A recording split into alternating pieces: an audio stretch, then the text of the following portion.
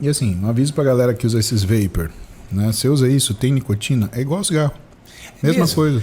O crime da mala não é só o monóxido de carbono, o alcatrão, o alcatrão e todos os poluentes. 1.500 substâncias cancerígenas. Isso. Não, é a nicotina. Essa é a venda do vapor, né? Cara, tipo, abandone 1.500 substâncias cancerígenas. Mas você fica com a nicotina que frita o seu pâncreas e frita o seu músculo. É sério? Sério. A nicotina, primeiro, ela é vasoconstritora no sistema periférico. Pra galera entender o que é vasoconstritora. Você fecha a irrigação sanguínea de músculos, por exemplo. E outra coisa que ela faz, ela bloqueia a produção de insulina. Então ela dá um sinal catabólico pro músculo. Por isso que o pessoal perde a fome? Também. Não, aí é porque ele tem uma ação estimulante, né? Então ela tem ação estimulante no sistema nervoso central, que euforia, é o que vicia, né? Só que aí ela tem o efeito metabólico dela, né? Ela piora o metabolismo do músculo porque ela impede a liberação de insulina e ela piora a circulação muscular. Caraca, velho. Então você imagina o coração de quem fuma, né? Ele tem perda muscular por conta da ação de diminuição da irrigação e tem perda muscular por causa da diminuição da ação da insulina no músculo. Né? E não importa se ele está fumando um vapor, se tiver nicotina... Cara, tem nicotina, vai fazer isso. E aí o que é pior, né? Quando você faz as equivalências entre o conteúdo do vapor e um cigarro, muitos vapors, eles têm líquidos que a concentração de uma baforada é um maço de cigarro. É muita coisa. E o cara fica lá... esses vapor aí... E aí que ele vicia ainda mais, né? Eu vi uma pesquisa, agora não sei se é real, porque eu vi na televisão, de que usar o vapor excessivamente estava dando gordura no pulmão. Gordura no pulmão. Putz. E você sabe qual é o problema do vapor? O cara, ele volta a ser incluso na sociedade. Porque hoje, vamos combinar, eu acho que não existe cara que sofre mais preconceito na sociedade que o fumante. Né? Esquece. Tipo, se você estiver num restaurante, você sair do restaurante, acender um cigarro na porta do restaurante, num ambiente externo, todo mundo vai virar e olhar pra você. Do tipo, tá acendendo um cigarro, cara? Entendeu? Hoje o mundo não é mais pro fumante, do cigarro. Só que o cara no vapor, o que ele fala? Pô, tô cheirosinho. Não pegou na minha roupa, não pegou no meu cabelo. Eu vou chegar numa menina, ela não vai me sentir com aquele bafo azedo de cigarro. Exato. Tô bonito. E aí ele troca rapidamente porque ele ainda tem a ação da nicotina, que é o componente que faz o cara, um dos principais componentes que faz o cara literalmente viciar no cigarro. Tem pessoal aqui no chat perguntando bastante que tem como chama? Não é óleo? O juice. O juice do vape que não tem nicotina. Que é só para fazer a fumaça. Então, mas esse não deixa de dar gordura no pulmão. O problema aí é o veículo, né? Você está usando um veículo, né? Oleoso. Esse óleo que dá gordura. Que ele, inclusive, né? Ele cria lesão celular, né? Então tem gente com, cara, faltando pedaço do pulmão com esses negócios. Imagina, Muzi, você fazer com que uma substância oleosa se transforme em algo gasoso. Você aspira aquela substância, rapidamente a tendência dela é deixar de ser gasoso e voltar para o seu estado original, oleoso. Só que o seu pulmão não está preparado para receber esse tipo de substância. É isso que eu tô falando. Exatamente. E aí ela fica ali desprendida. No início, um tapa o outro, o que o corpo vai fazer? O corpo vai tentando limpar, igual se você engolir sem querer um grão de arroz, alguma coisa assim, ele vai trabalhar em cima disso. Mas chega um momento que ele é incapaz de fazer isso. E ele começa a acumular. Né? E ter gordura no pulmão, eu não tenho noção. Mas não deve ser algo sadio.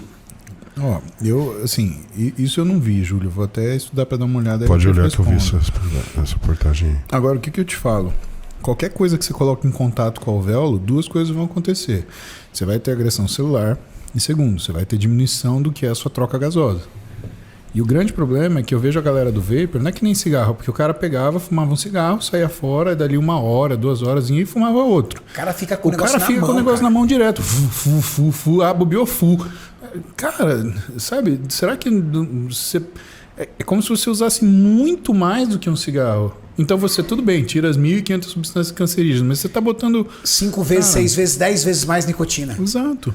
Porque, um cara que fuma absurdamente cigarro, ele chega em 2 maços de cigarro. Fala, cara, esse cara fuma pra caramba, fuma 2 maços de cigarro. Num vapor, você coloca a concentração que você quiser de nicotina, porque não é uma substância natural. A adição é artificial. Você pode colocar consegue colocar a concentração que você quiser. Olha só que interessante, o Júlio colocou aqui. Cientistas dos Estados Unidos encontram células do sistema imunológico com gordura nos pulmões de pacientes vítimas de misteriosa doença do cigarro eletrônico. Isso eu consigo te explicar. O que é isso? Célula inflamatória é macrófago. Macrófago é a primeira linha de defesa que a gente tem quando a gente tem um corpo estranho, né? Então, o que provavelmente acontece? Você tem a inalação daquela gordura, daquele líquido que é um derivado de gordura, né? Ele vai ficar líquido de novo e você vai ter migração de macrófago para tentar engolir aquilo, para tentar limpar teu corpo. Uma absorção. E nessa, né, o mesmo mecanismo, por exemplo, dentro da sua artéria é o que causa o ateroma, né? Então, o que é o ateroma? O que é uma coisa aterogênica? Você tem um aumento do seu LDL, né? No caso do cigarro, por exemplo, o LDL ele aumenta em quantidade e diminui em tamanho. E ele fica super inflamatório. O macrófago, ele é como se ele percebesse aquele LDL, não mais como LDL, mas como um organismo ou como uma substância ameaçadora. Ele vai lá e engole essa moléculazinha de LDL pequenininha.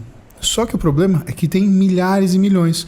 E o macrófago ele vai engolindo essas moléculazinhas de LDL, esses fragmentozinhos de LDL pequenininho, até que ele vira uma coisa chamada puff cell. Meu Deus. Ele degenera e vira o que a gente chama de célula de espuma. Só que o macrófago, ele consegue atravessar o endotélio, que é a primeira parede do vaso. E aí ele fica entre a muscular e o endotélio. E esse espaço ele vai dilatando. Só que não dá para empurrar a muscular. Então o que ele empurra? O endotélio. E isso vai fazendo a placa ateromatosa, que vai fechando o vaso. Isso tem sinal inflamatório. O que o corpo faz com aquilo que ele não consegue remover quando ele inflama? Ele calcifica, e aí vem a placa calcificada. E aí, num belo dia, num batimento cardíaco, num batimento da artéria, porque a artéria ela contrai, você tem a fratura dessa placa. E aí, é como se abrisse um flap.